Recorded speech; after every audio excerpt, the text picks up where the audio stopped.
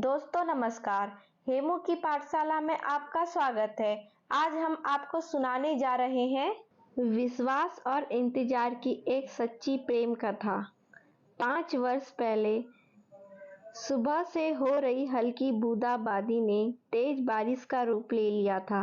बारिश की आवाज से शेखर की नींद खुल गई। कुछ देर वो बिस्तर पर यूं ही अलसाया सा लेटा रहा। थोड़ी देर बाद उठा।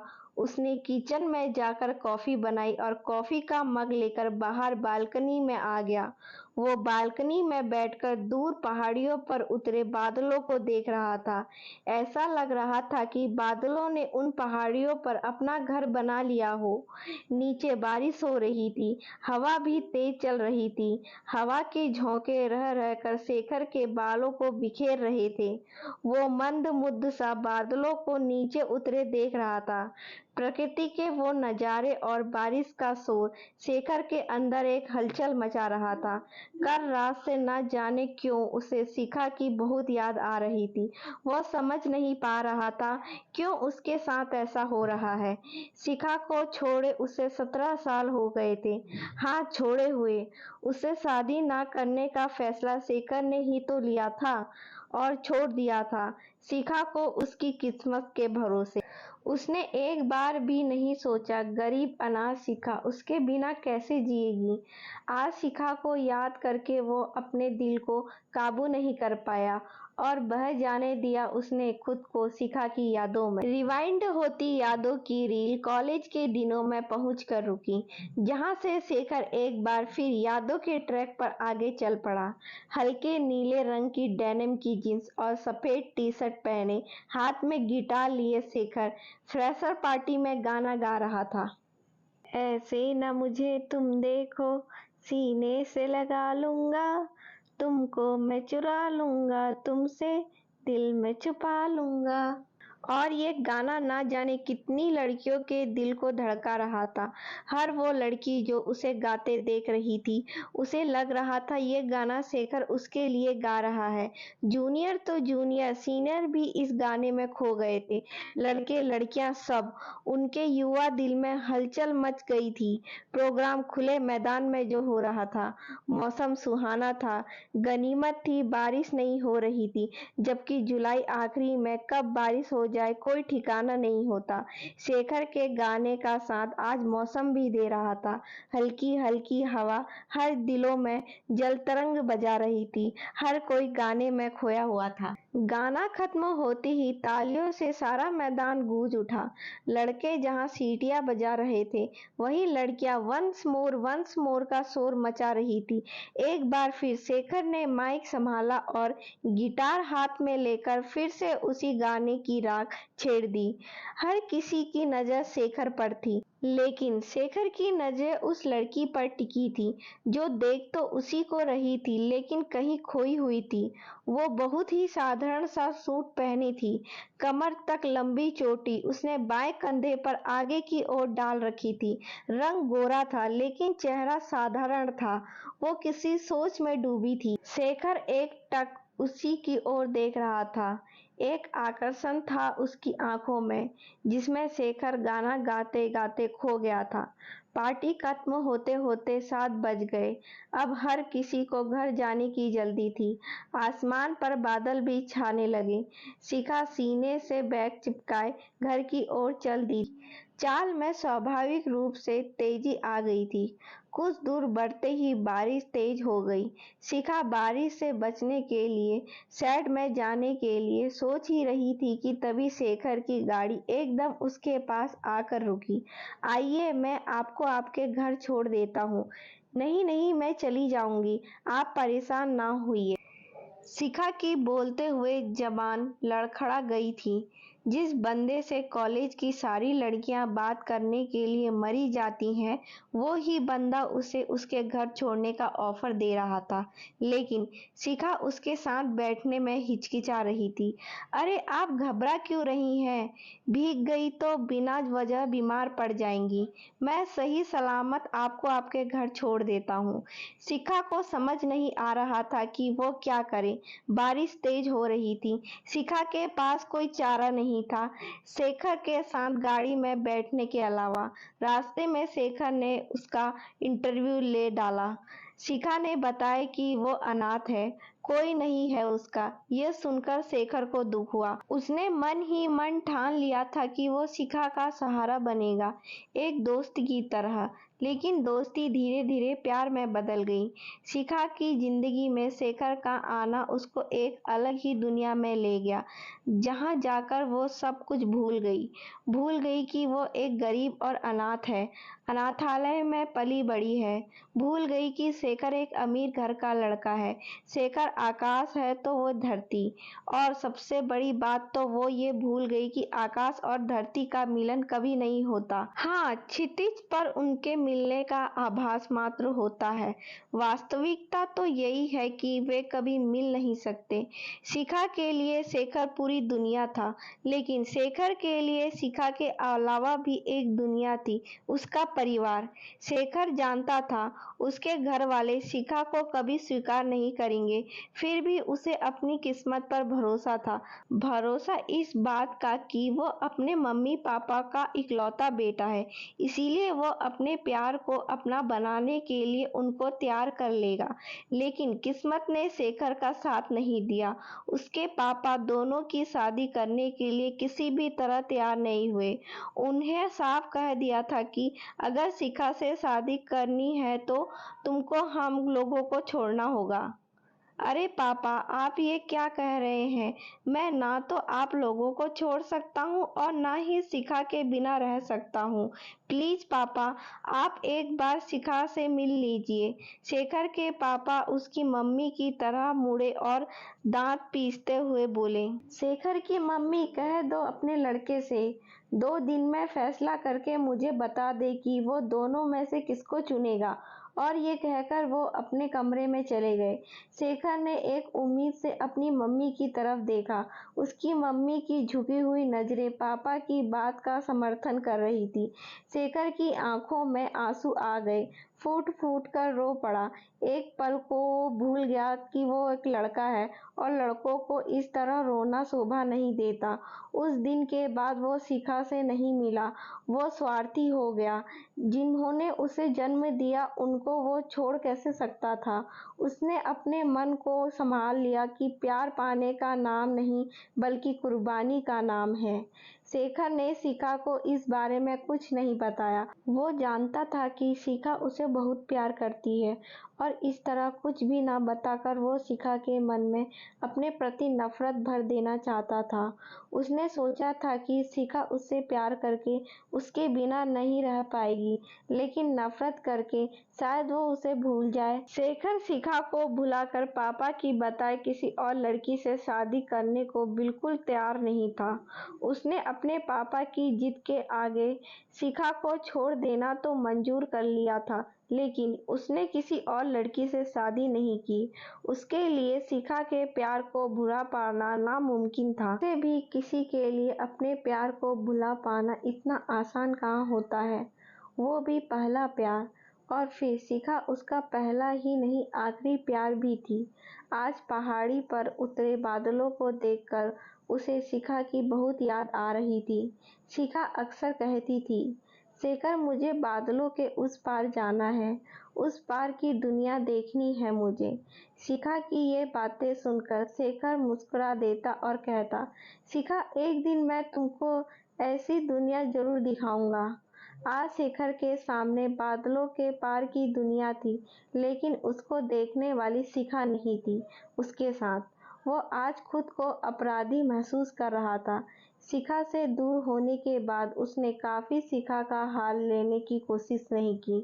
फिर आज उसे शिखा की याद क्यों आ रही थी? पूरे 17 साल हो गए थे।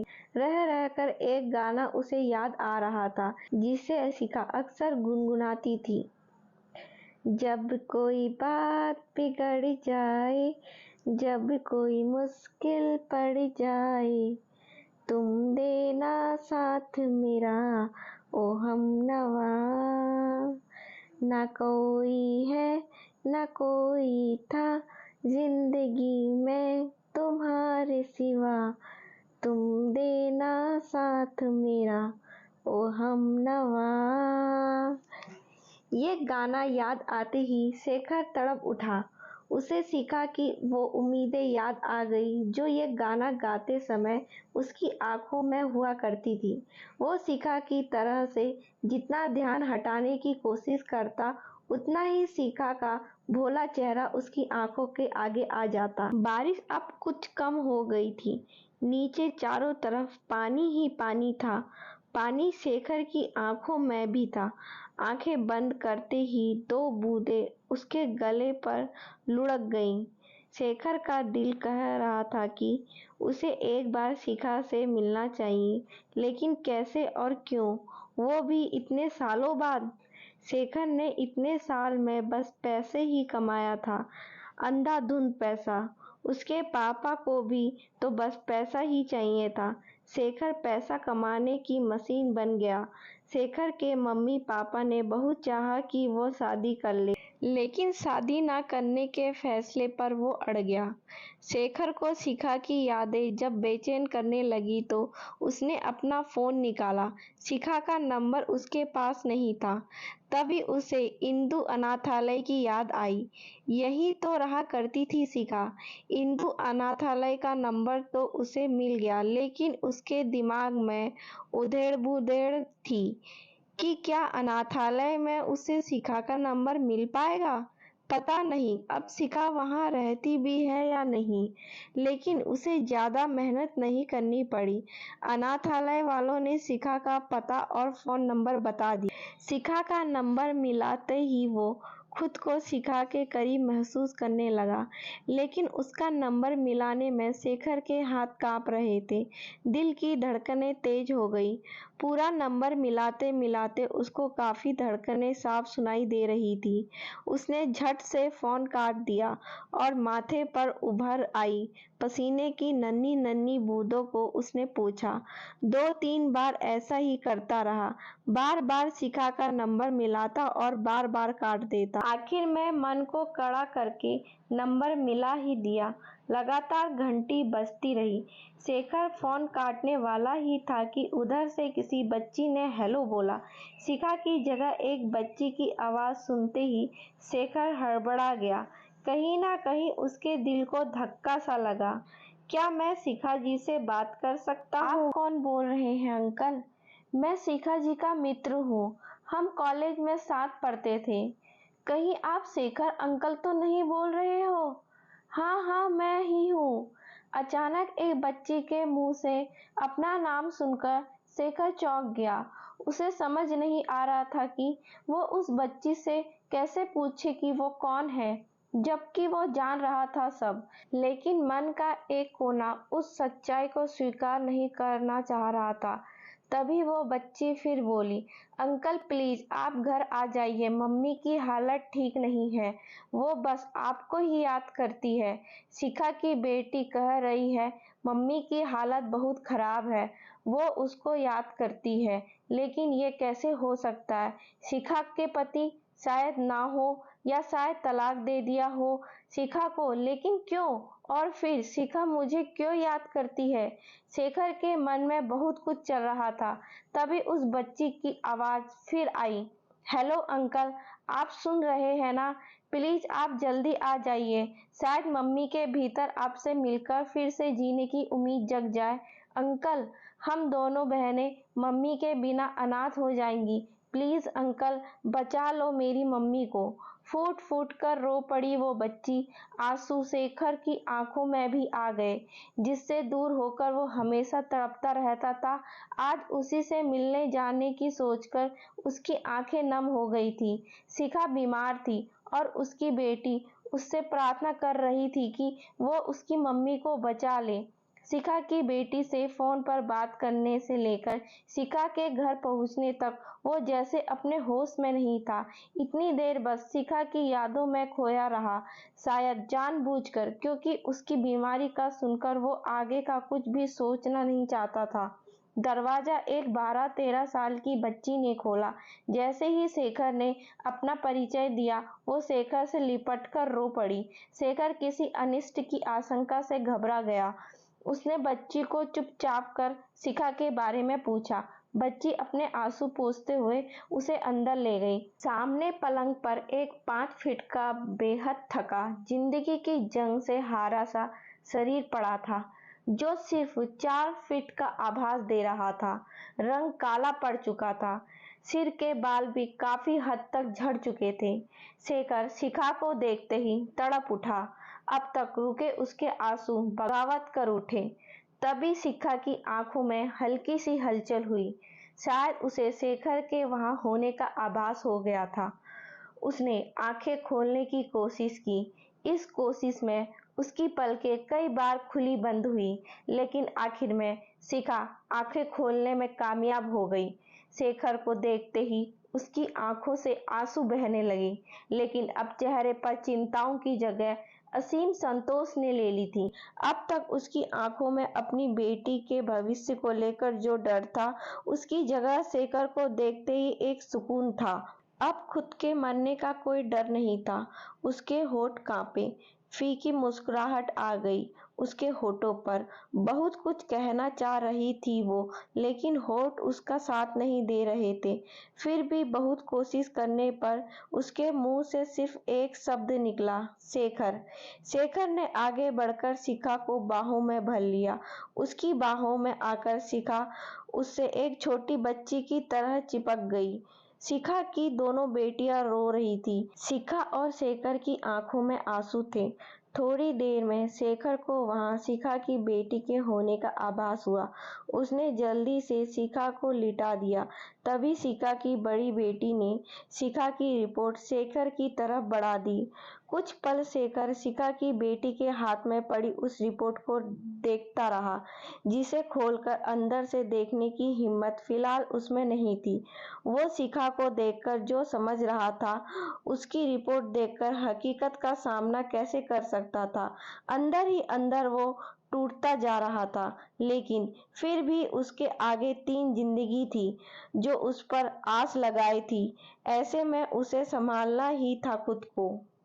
शेखर ने कांपते हाथों से रिपोर्ट ले ली, लेकिन उसको खोलकर देखने में उसे काफी समय लग गया। इस बीच वहां ऐसा सन्नाटा छाया था, जिसका शोर वो चारों अपने भीतर सुन रहे थे। रिपोर्ट देखते ही शेखर की आशंका सही हो गई। शिखा को वास्तव में कैंसर था, ब्रेस्ट कैंसर। एक ब्रेस्ट हटाया जा चुका था।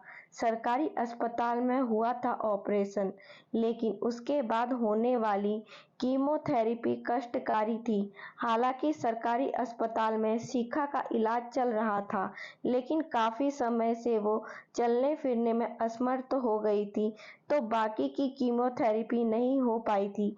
बेटियां कैसे मैनेज करती सब? बच्चियां ही तो थी वो। लेकिन शेखर के आ जाने से दोनों बच्चियों की आंखों में एक आशा की किरण नजर आ रही थी। शेखर ने कुछ फोन किए और शिखा को गोद में उठाया और दोनों बच्चियों को लेकर पहले तो सरकारी अस्पताल में शिखा के डॉक्टर से मिला। उनसे ट्रीटमेंट की फाइल लेकर शहर के सबसे बड़े कैंसर अस्पताल में शिखा को एडमिट करा दिया। इस सब के लिए उसको पैसे पानी की तरह बहाना पड़ा, जो उसके लिए मामूली बात थी। बिना पैसे के ना तो सरकारी अस्पताल का डॉक्टर ट्रीटमेंट की फाइल देता, और ना ही इतने बड़े कैंसर अस्पताल में इतनी जल्दी शिखा की एडमिट कराया जा सकता था। इतना करते करते वो पूरी तरह थक चुका था। शिखा आईसीयू में थी और वो दोनों बच्चियों को कुछ खिलाने पिलाने ले गया, लेकिन पूरे समय शेखर के दिमाग में बस एक ही सवाल घूमता रहता कि शिखा के पति कहाँ हैं। तीनों आईसीयू के बाहर रिसेप्शन में आकर बैठ गए। एसी चल रहा था। शिखा की छोटी बेटी शेखर की गोद में सिर रखकर सो चुकी थी। शेखर की गोद में आकर एक सुकून था उसके चेहरे पर। शेखर के दिमाग में बस एक ही सवाल उथल पुथल मचाए हुए था। उसने शिखा की बड़ी बेटी से पूछ ही लिया, बेटी तुम्हारे पापा कहाँ हैं? पापा नहीं है वो, मतलब अंकल, हम दोनों बहनें अनाथ थी, मम्मी ने अनाथालय से गोद लिया है हमें। क्या? शेखर की आवाज में आश्चर्य मिश्रित खुशी थी, लेकिन तभी उसके मन के एक कोने में कुछ सवाल उठे कि शिखा के पति कहाँ हैं? उसने बच्चियों को गोद क्यों लिया? इन सवालों के जवाब तो शिखा से ही मिल सकते थे। शिखा की कीमोथेरेपी उसी दिन की गई। 2 दिन बाद शिखा कुछ बोलने लायक हुई। शरीर पहले ही खोखला हो चुका था, लेकिन अब शेखर को देखने के बाद उसके अंदर जीने की इच्छा जाग गई थी। शेखर प्यार था उसका, और आज उसका प्यार, उसका शेखर उसके पास था, तो वो कैसे उसे छोड़कर जा सकती थी। शेखर शिखा का हाथ पकड़कर उसके पास बैठ गया। दोनों एक दूसरे को बस एकटक देख रहे थे। दोनों के लब खामोश थे, लेकिन उनकी आंखों से बह रहे आंसू एक दूसरे से बात कर रहे थे। अगले दिन शिखा हॉस्पिटल से डिस्चार्ज हो गई। 20 दिन बाद फिर आना था चेकअप के लिए। शेखर शिखा और दोनों बच्चियों को पहाड़ी वाले घर ले आया, जहां से बादलों के पार की दुनिया दिख रही थी। शिखा और दोनों बच्चियों को ऐसी ही दुनिया देखनी थी। हालांकि जब उसने ये घर बनाया था, तब सोचा भी नहीं था कि वो शिखा को कभी यहाँ ला पाएगा, लेकिन घर की डिजाइन फाइनल करते समय उसके अंतर्मन में शिखा जरूर थी। 2-3 दिन बाद शेखर ने शिखा की दोनों बेटियों को वेडिंग में डाल दिया। वो यहाँ शिखा के साथ अकेला रहना चाहता था, और वो जी जान से शिखा की सेवा में जुट गया। लेकिन उसके जेहन में शिखा के पति को लेकर जो सवाल थे, वे अभी भी जवाब के इंतजार में थे। 1-2 कीमोथेरेपी और हुई शिखा की। अब उसमें धीरे धीरे सुधार हो रहा था। एक तो शेखर ने उसकी सेवा में कोई कसर नहीं छोड़ी थी। दूसरी सबसे बड़ी बात, शिखा की जीने की इच्छा उसमें सुधार कर रही थी। आज शेखर ने शिखा को नहला धुलाकर बालकनी में झूले पर बिठा दिया। वो खुद भी बगल में बैठ गया। शिखा की नजरें सामने पहाड़ी पर उतरे बादलों पर थी। वो एकटक सामने देख रही थी। तभी शेखर ने बोला, शिखा, तुम्हारे पति? इतना कहकर शेखर चुप हो गया। शिखा ने पलटकर उसे देखा और बहुत धीमी आवाज में बोली, मैंने शादी नहीं की शेखर। क्या? लेकिन क्यों? शेखर, शादी एक स्थूल चीज है, एक बहुत बड़ी जिम्मेदारी है, और मेरे पास 2 बेटियों की जिम्मेदारियां थी, तो मैं और कोई जिम्मेदारी कैसे उठा सकती थी? शेखर, तुम ना आते तो पता नहीं मेरी बेटियों का क्या होता। शिखा, एक बात पूछूं? हाँ शेखर, पूछो। मैं भी तुमको सब कुछ बता देना चाहता हूँ। बीते 17 सालों की बहुत सी बातें। तुमने इन बच्चियों को गोद क्यों लिया, जबकि तुम खुद भी एक अनाथालय में रहती थी? शिखा एकटक सामने बादलों को देख रही थी, जो बरसने को तैयार थे। जैसे अतीत को याद करते हुए उसके आंसू आंखों का साथ छोड़ने को तैयार थे। वो एक गहरी सांस लेते हुए बोली, शेखर, तुम्हारे जाने के बाद मैं टूट गई। बिना बताए तुम चले गए थे। तुम्हारे बिना मैं बिल्कुल अकेली हो गई थी। बहुत इंतजार किया मैंने, लेकिन तुम कभी नहीं आए। मैं समझ गई थी कि मेरी और तुम्हारी किस्मत अलग हो चुकी है। बस इसको अपनी नियति मान लिया था, और मैंने पढ़ाई छोड़कर नौकरी कर ली। एक दिन रिया अनाथालय आई। कुछ दिनों पहले पैदा हुई बच्ची को कोई इसलिए छोड़ गया था क्योंकि वो एक लड़की है। अनाथालय में हम सब मिलकर उसको पाल रहे थे। फिर 1 साल बाद एक और बच्ची आई, जिया। दोनों बच्चियां हमारे लिए एक खिलौना सी थी। शिखा ने एक गहरी सांस ली। बहुत थके शब्दों में वो आगे बोली, शेखर, एक दिन मैंने सुना रिया और जिया आपस में बात कर रही थी कि बादलों के पार क्या है, उनको ये देखना है। मुझे अपना बचपन याद आ गया, और फिर याद आ गए तुम, जिसने अपनी शिखा से वादा किया था कि वो एक दिन उसको बादलों के उस पार की दुनिया दिखाएगा। एक पल को शिखा फिर रुकी। उसने अपनी तेज हो चली सांसों को नियंत्रित किया। फिर वो आगे बोली, शेखर, रिया और जिया की बातें सुनकर मैंने फैसला कर लिया कि एक दिन मैं उनको बादलों के पार की दुनिया दिखाऊंगी, क्योंकि मैं नहीं चाहती थी कि वो एक और शिखा बने, एक अनाथ और बेसहारा। शेखर की नजरें झुक गई, उसको आत्मग्लीन हो रहा था। मैं नौकरी करती ही थी तो दोनों को अनाथालय से गोद लेकर एक किराए के घर में रहने लगी। मैं रिया और जिया के माथे से चिपका गरीब और अनाथ का लेबल हटाना चाहती थी, लेकिन एक बार फिर मेरी उम्मीदों का फैसला मेरी किस्मत को करना था। और देखो, मुझे कैंसर हो गया। मैं मरना नहीं चाहती थी, शायद इसीलिए ईश्वर ने तुमको मेरे पास भेज दिया। अब मुझे अपनी बेटियों की ना तो चिंता है, ना अपने मर जाने का दुख है। शेखर शिखा के अंतिम शब्द सुनकर तड़प उठा। उसने शिखा के मुंह पर हाथ रख दिया। वो शिखा को अपने सीने से लगाते हुए बोला, प्लीज शिखा, ऐसा ना बोलो। मैं अब तुमको कहीं नहीं जाने दूंगा। तुम हमेशा मेरे पास रहोगी। अब हमें कोई जुदा नहीं कर सकता, हमारी किस्मत भी नहीं। शिखा कस कर शेखर से चिपक गई। उसने आंखें बंद कर ली, जहां से दो बूंदें निकलकर शेखर के सीने में समा गई। दो बूंदें शेखर की आंखों से भी गिरी, लेकिन दोनों की आंखों से गिरते आंसू इस बार खुशी के आंसू थे।